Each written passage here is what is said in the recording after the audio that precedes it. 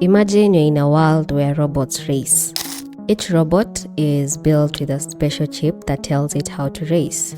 This chip isn't perfect, so sometimes the robots are super fast and sometimes they're quite slow. Now, there's a super smart scientist named Alice who wants to create the fastest bot ever. She knows about the magic racing line. The magic racing line is a special line that, if followed perfectly, makes the robot super fast. But here's the challenge. No robot knows exactly how to follow this magic racing line. To solve this problem, Alice creates 100 robots. Each robot has a slightly different way of following the magic racing line. Some go too far to the left, others too far to the right, and some just zigzag all over the place. Alice lets all the robots race. Some do really well, while others crash and burn. She then picks the top 20 robots that were the fastest. Alice thinks of these robots as her winners. She then takes the chips from these robots and mixes them up. The new robots get a combination of chips from two of the winners. This creates a whole new set of robots. However, to add some randomness, some chips are randomly swapped out with chips from the dollar store to introduce diversity in every generation. These new robots race again,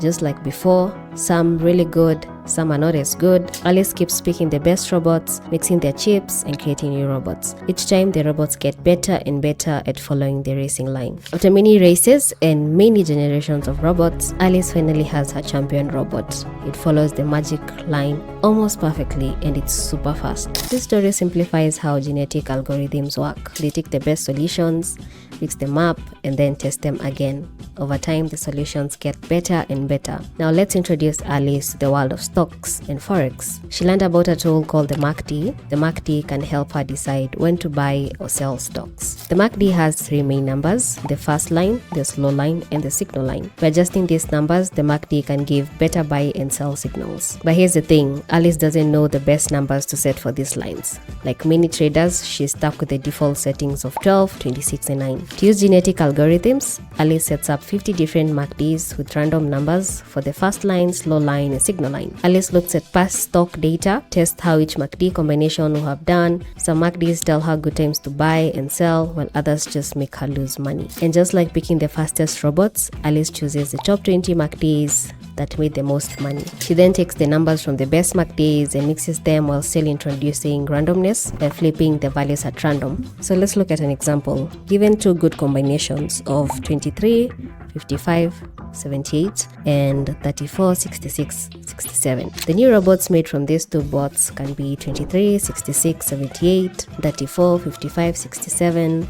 And to introduce randomness, we can have 23, 101, 67. So Alice tests these new MACDs on stock prices again. Some are even better than before. She keeps picking the best MACDs, mixing their numbers and creating new ones. So over time, her backtest results tell of which combinations are performing better than others. And in the end, she would have a super MACD. The last time, we covered a MACD strategy that was grossly underperforming. Can we use this technique to improve the results we had? Let's take this research paper for example. They used genetic algorithms to optimize the MACD for soybean futures. To explain how futures work, imagine it's September and you believe that the price of chocolate bars will go up by December. You and your friend Alex make a deal. You agree to buy a chocolate bar from Alex in December for $1, even though it currently costs $0.8. This agreement is like a promise or a contract between the two of you. It locks in the price of chocolate bar for the future, hence the term futures. Going back to the research paper, the researchers used 500 data points for optimizing the MACD parameters and used on 60 data points to test the optimized MACD parameters. The conclusions made were